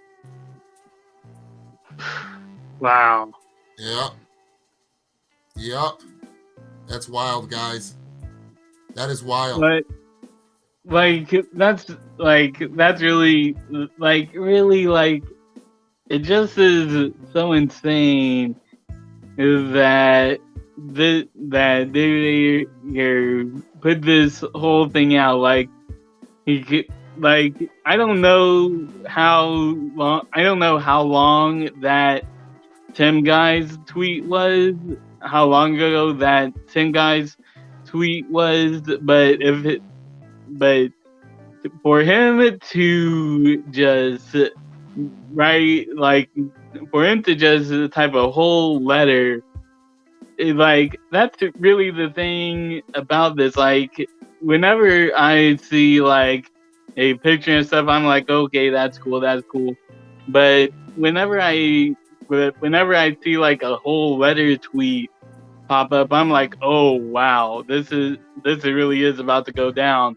And really like that's really why I always put that's really why I'm the type of guy whenever I see letter tweets like this, I put them in a high standard because it's always like, dude, you will need to, because whenever I see like a whole letter tweet, it's like, dude, you need to read this. You need to get on this. You need to read this and share it because to me, like a tweet, like a letter tweet is basically like Twitter's nuclear bomb for a user to put out. Like Right. that's really that's really how I compare a letter tweet to. That's really the only thing that you can compare a letter tweet like this to. Like it really is always going to be like you're going to get all the details, you're going to get where they're coming from. You're going to get you're going to get everything that the person is talking about and not just these little limitation things that Twitter gives you.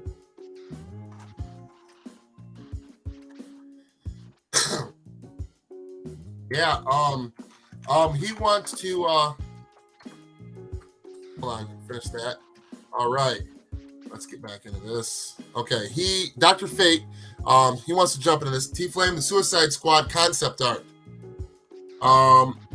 Succubus has a different look too, like a transformer.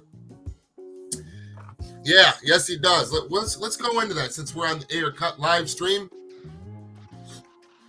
Let me see if I can find this.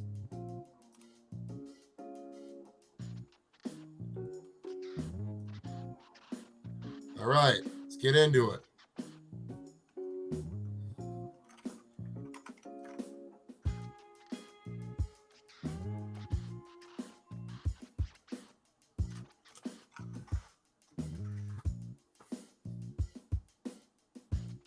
Okay.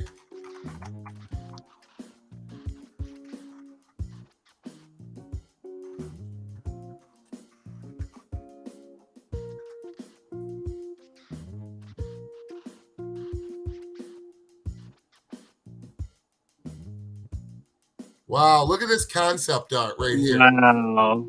Wow. Wow. He had something special planned for us, man. Yeah, he did. It's not what I'm trying to do. Stop it. How do I?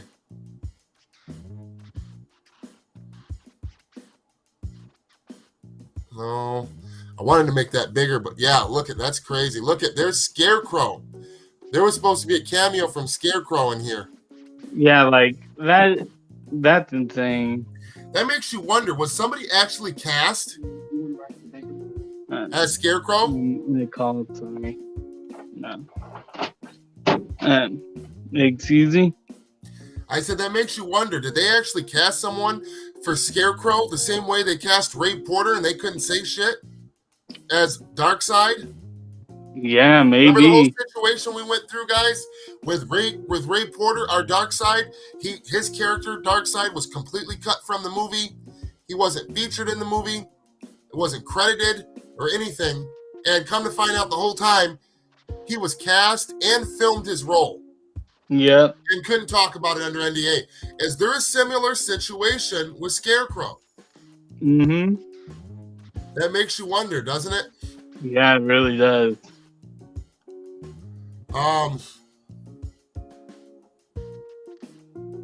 Wow, look at that. Concept art for Harley Quinn. Let's see the others. All right, now where's the one he was looking for? Suicide Squad concept art spotlights alternate look for Enchantress. That looks like Enchantress and Joker. Yep. and a motorcycle like the one Harley Quinn was on. Mm-hmm. And Joker shooting this guy in the head. He's got his long purple jacket on. Wow. Man, this movie could have been fucking amazing without meddling. Yeah. And I think this is really kind of like the thing, like, I think people don't understand how important director's cuts are when it comes to movies. Like, director's cuts are like things that really flesh out stuff. But in terms of like the David Ayer's Suicide Squad and Zack Snyder's Justice League, like, these two are completely different movies than what was given to us in theaters. And it just makes you wonder, what could David really pull out of his hat if he were to get a budget from WB like Zack did, and allowed to film like one additional scene, and everything that he did film that is in a cut that isn't finished, he could pull out everything to make it, like, between CGI and special effects and certain scenes that was filmed and editing could make what his original true assembly cut or original true cut of the movie was supposed to be. Because I guarantee you, because look at this right here, right? Yep. That could have been shot, because here's another one, right? That's Suicide Squad concept art, right? Yeah. We got this covered this. Now look at this. Harley Quinn, Suicide Squad concept art. This scene was shot and in the movie. Yep, it's shot. So what else was shot? You know what I mean? Was this shot? Was this shot? It's just really insane. You know, look at this right here. Here's the one that you wanted us to look at. This shot, like, could you imagine seeing this shot in the theater? Like, imagine seeing that shot of Enchantress's final form. Like, dude, that looks awesome. Right. That makes a lot more sense than what we got. Not to mention, it's just visually pleasing. It's crazy. Yeah. That is crazy. You know, and then it just makes you wonder, like, what else did they shoot? Suicide Squad concept artist reveals designs for the movie we might had, and they're stunning. Right here. There she is. Look at the final arc. Look at it. It looks like parademon shit. The world clock is like behind them on the ground. Yeah. And the movie rater says the people aren't be attacking David Ayer over unused damn concept art for Harley Quinn. These are people be desperate. Like, yeah, they really do be desperate, man. Yeah, they're desperate as hell. They were never DC fans.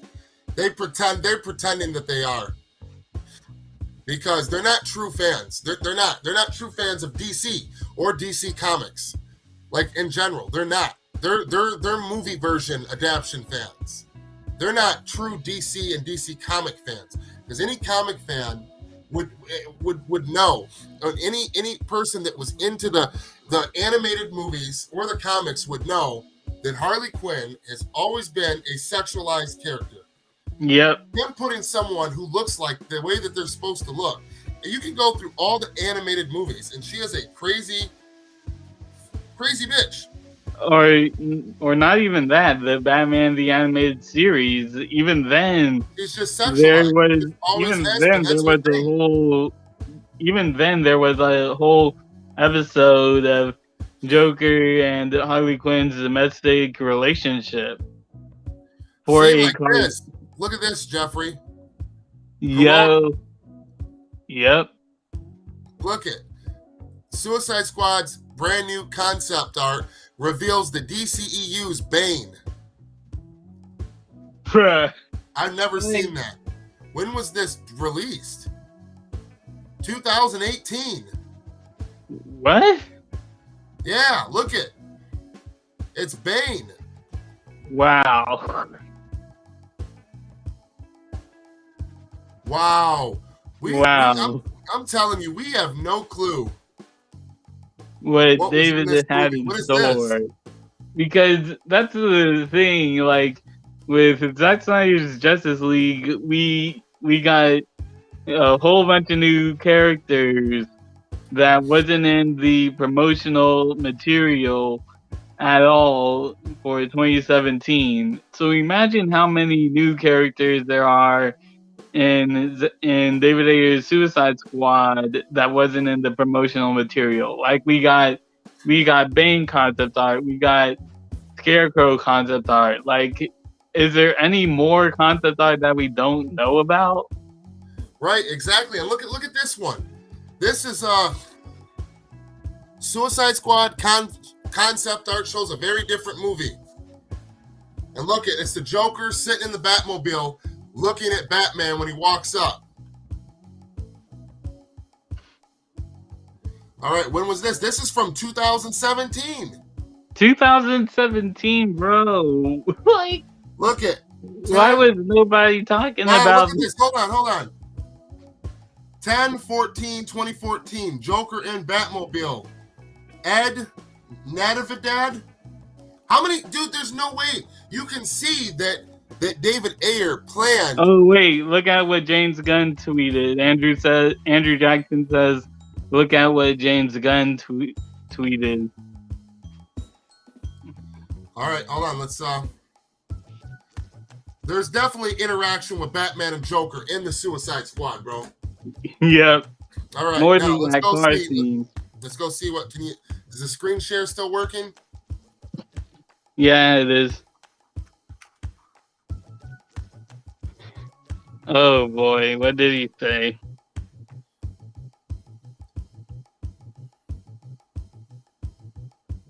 I don't see anything other than him. Wait, is that a pin tweet? 57 minutes ago.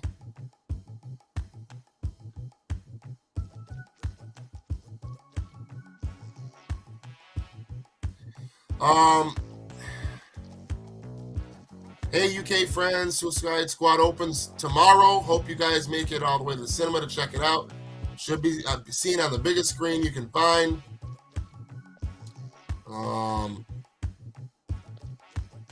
Try to refresh it. I don't see anything, man. Did it get taken down already? I mean, I don't know how you can refresh Twitter. Try going back. I'm gonna close it out. Open yeah. Back up.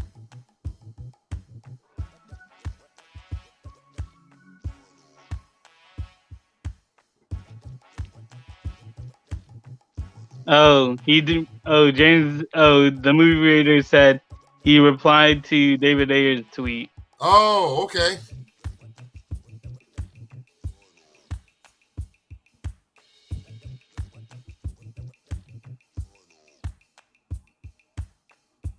Okay. Let's see the reply.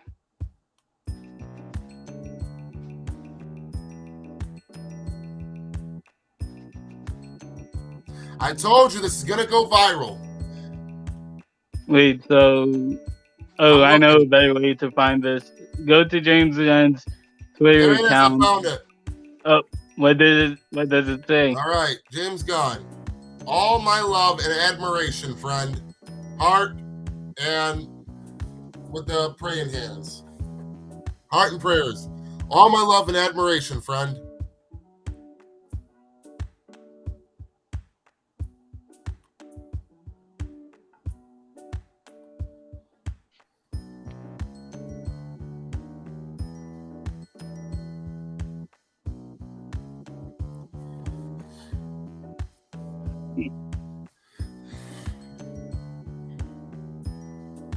I don't know, man. I really don't know how to feel about it. I don't know, man. Yeah, I don't know how to feel about that either, Because that honestly. that's just James Gunn doesn't like to. James Gunn is more of a studio guy. Yeah, He has a specific, unique style, and they have a lot of faith in him. These big studios do, so they let him do his thing.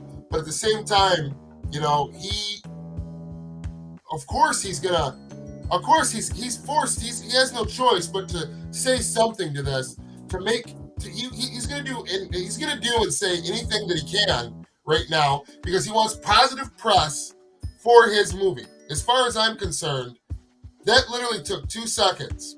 yeah, really, like if you really wanted to do, like, really, that really does seem too quick of a response, because for me, like, it would actually take a while for you to Like just you find really it, typed he typed his soul out on this page, and you just because put love and admiration, friend.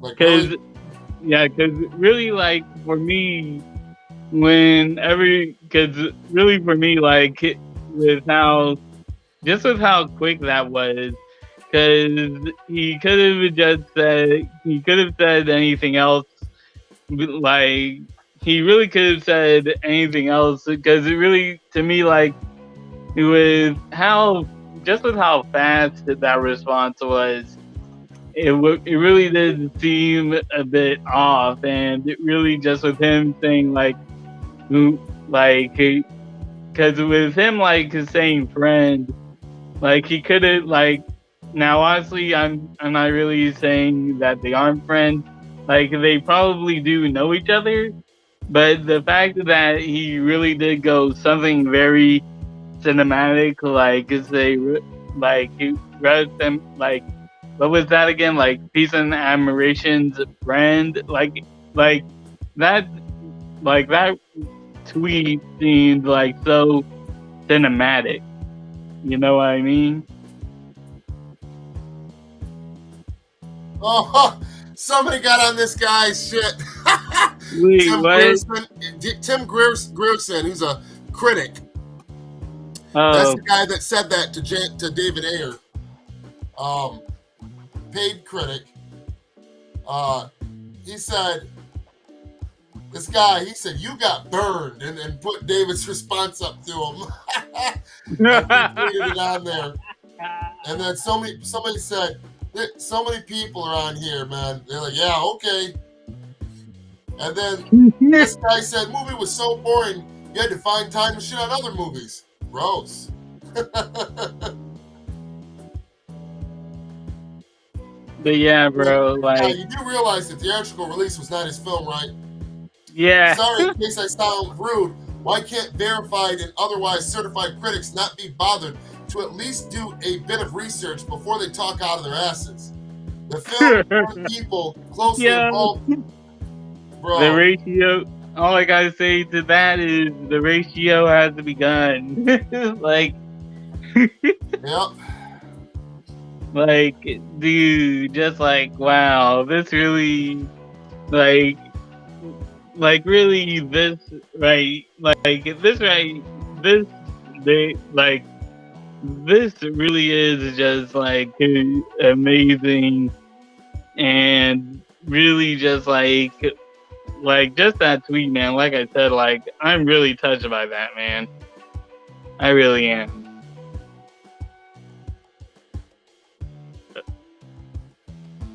Okay, okay. What happened? I don't know. For some reason, you left. I don't know. My internet's been going nuts. All right. Boom. Okay. Let's see.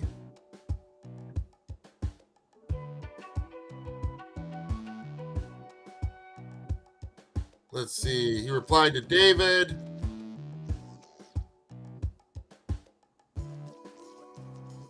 The movie rater and James Gunn still doesn't have the guts to type a simple few words, hashtag release the Ayer Cut.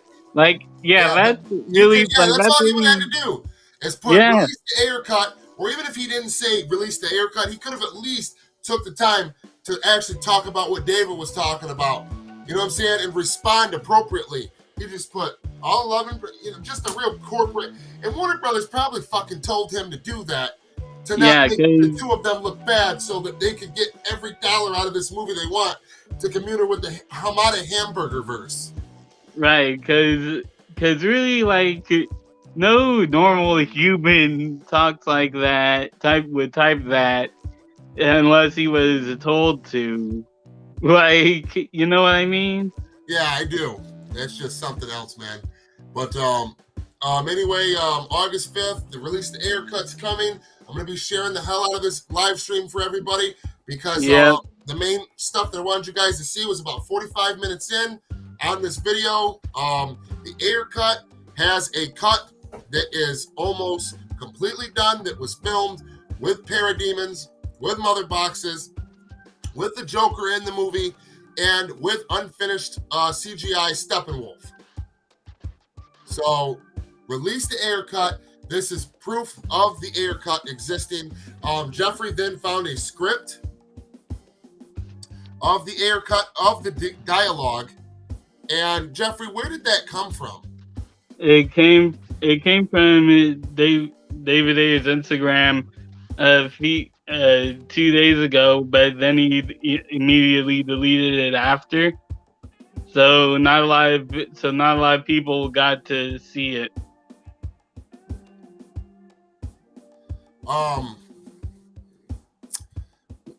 It's just, I want to look at this one last time before we go, because we got to end this. Well, because this is just, I mean, that's probably the best find, Jeffrey, that you really did a number with this one, Jeffrey. You know what I mean? Can you see that? Yeah. Let me pull it back up. It's just, I don't know why it's so hard to, I want to download this and blow this up so everybody can see this. And I'm trying to think, save image, hold on. Maybe if I can save it and then open it up.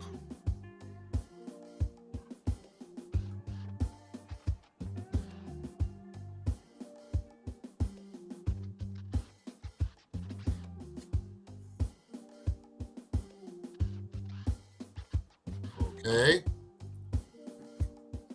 Why is it opening on uTorrent? You stupid mother freaker. Hold on.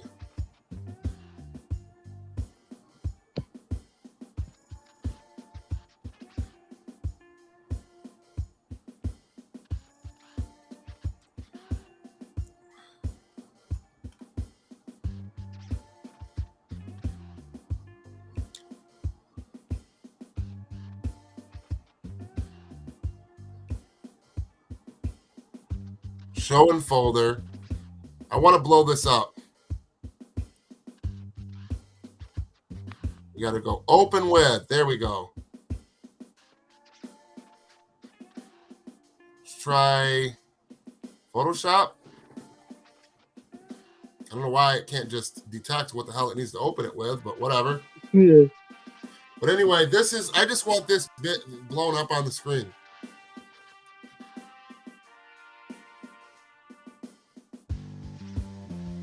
Apparently, it's too complicated for my computer to just open this thing.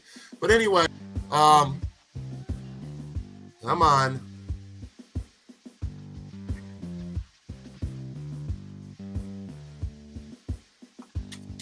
Come on.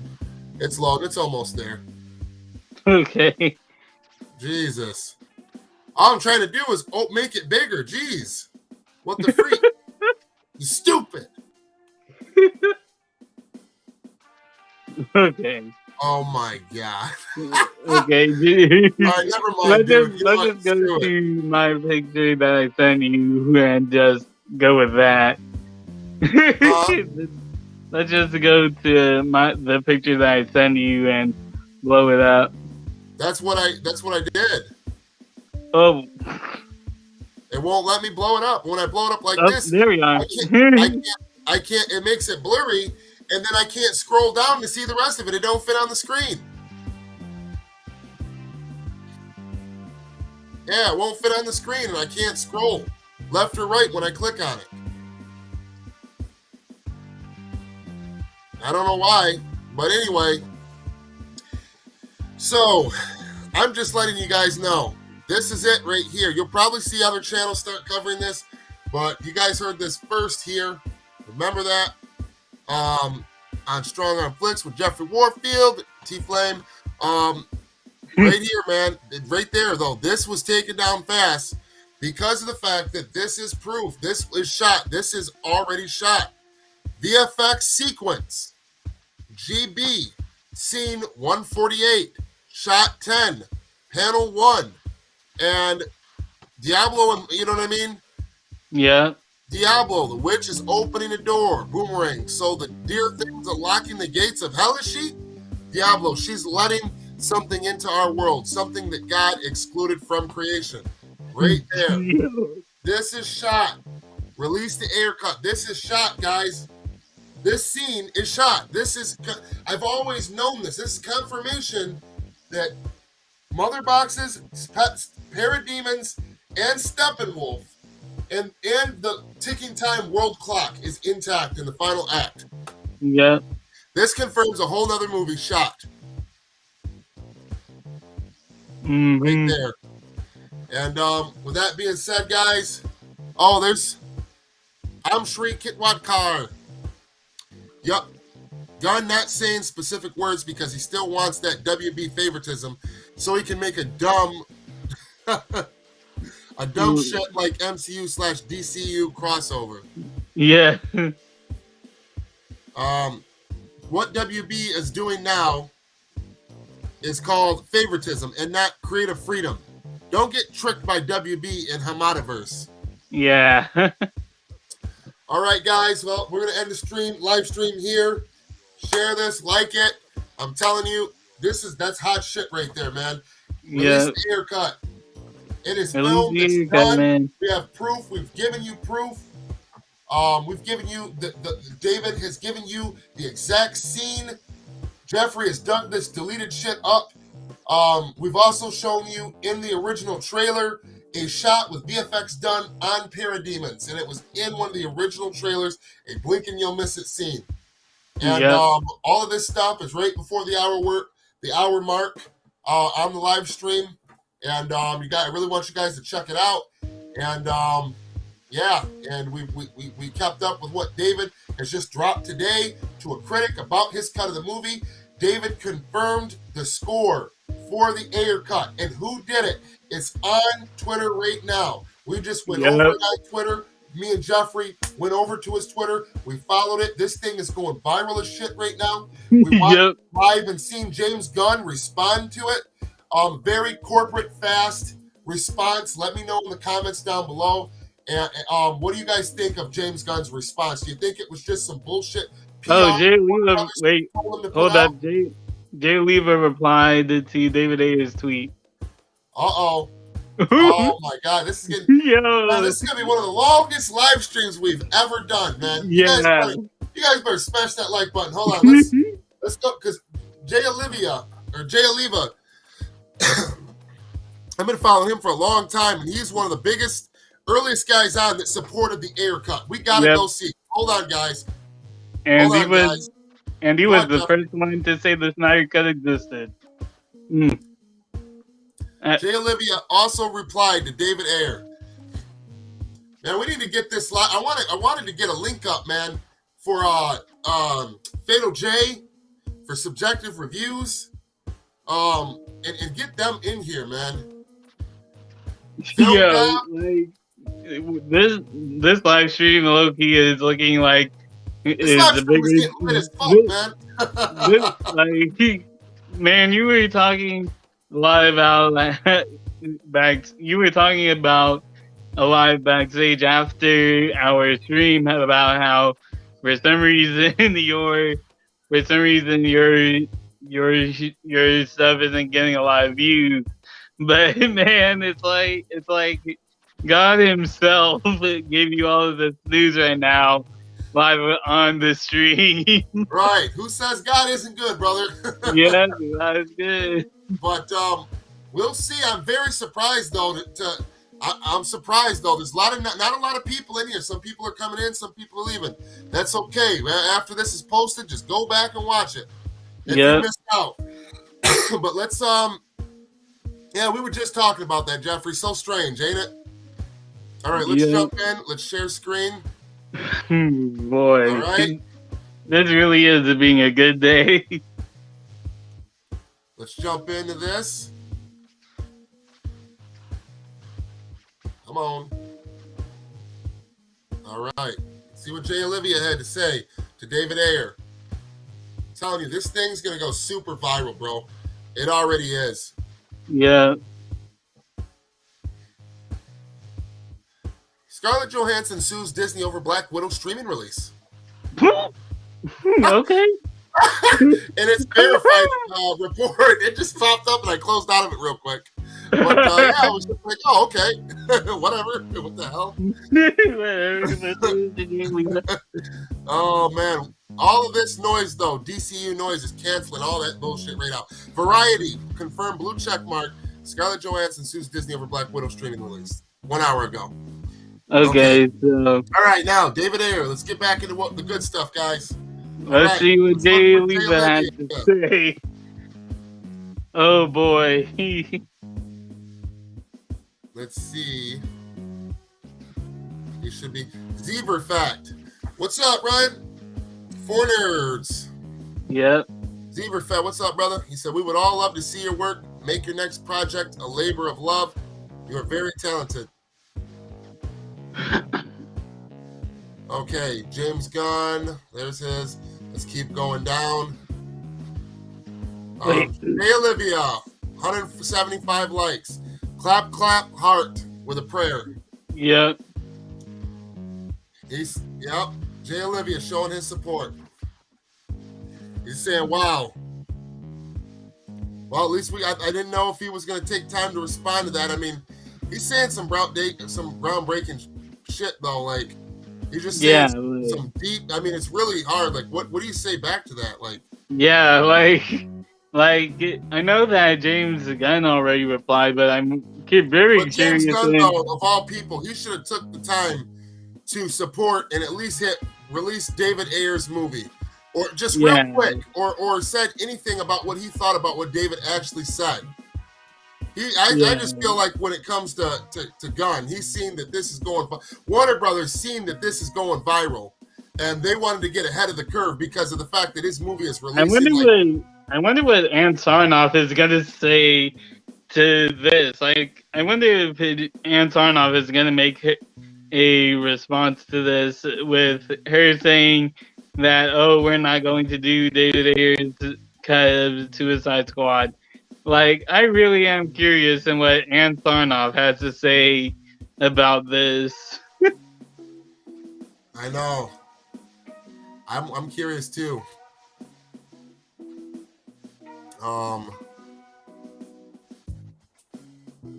Let's see. Melissa Sigmund. We won't stop fighting. Ouch! Kick my foot on that. Am I still here? Yeah, you're still here. Okay, I didn't know if it cut out again. We won't stop fighting for your creative rights and the director's cut to be released. You don't deserve blame and disrespect for decisions made by the studio. Sending all love and positive thoughts to you. You are a respected director and person. Wow, that is beautiful. That is exactly my thoughts to a T, and she summed it up perfectly. Yep.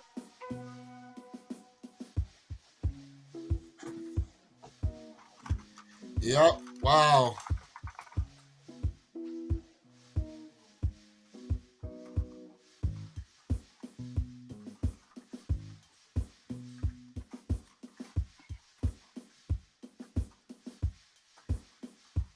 Beast the Ayer Cut.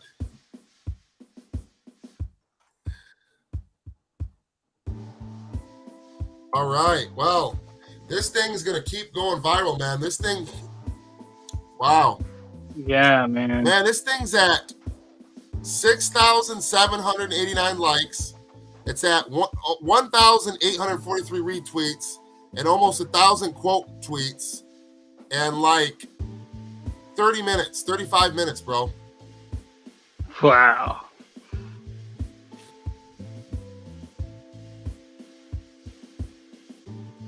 This thing's about to start. This thing's about to get nuts, bro. Like, you want to talk about a whole morale boost. He's like, this is it. Hey, right here. This is real one right here. Oh, there's Fatal J. Yep.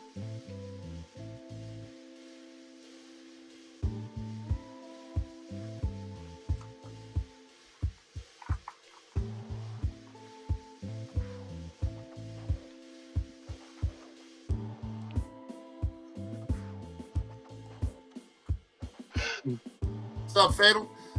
But anyway, yeah, Fatal J said this is very inspiring, brother. This will motivate a lot of people on the internet today. Yep. Very true. Shout out to Fatal J. Let's go back. This one though, this is what I really wanted to South Cali guy, where you at, dog? Hey, South Cali guy. 9 minutes ago. Nothing but respect, boss. Thank you for your service to this country as well as your films. Growing up, working, living in East Los Angeles, all currently. Based on your films, I may not understand what you went through, but you understand the struggle. Hashtag release the Ayer Cut. Yep. But this one right here, this is true. This is how different the Ayer Cut is. Harley Quinn and Will Smith's Deadshot hook up in the Ayer Cut.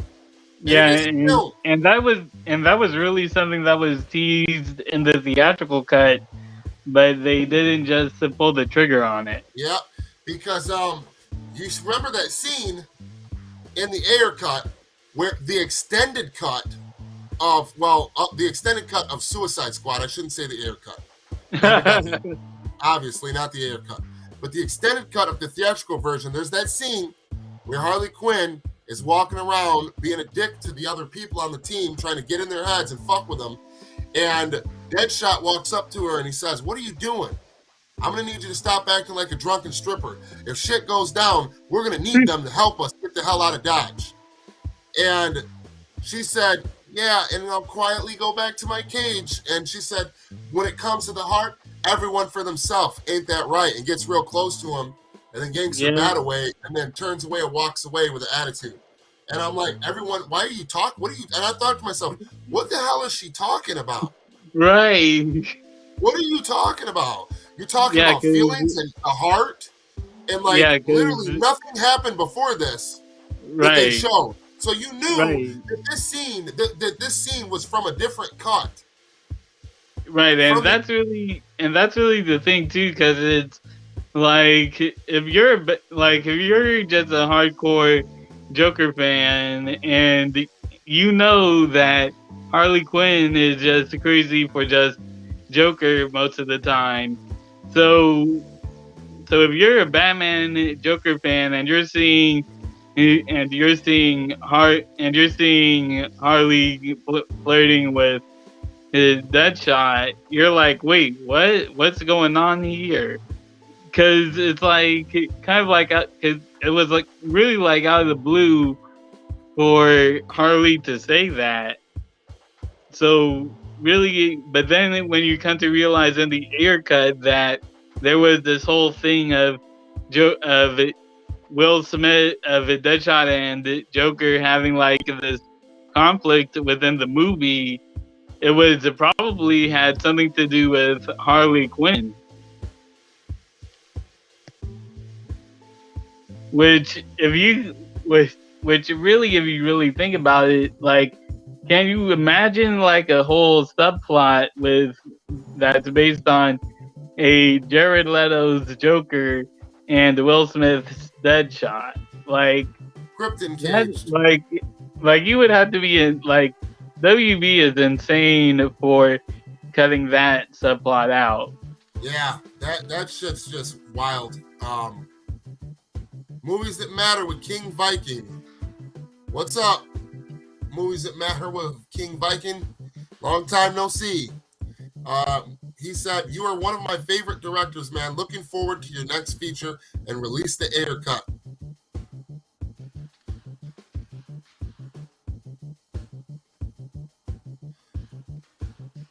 But all right, brother, we're gonna end this live stream. Yeah, And thank a you all for whole joining. a whole bunch of good stuff, especially at the tail end of it, which we weren't expecting. Yeah, not at all. Oh man. All right, guys. Thank you guys for watching. Till next time.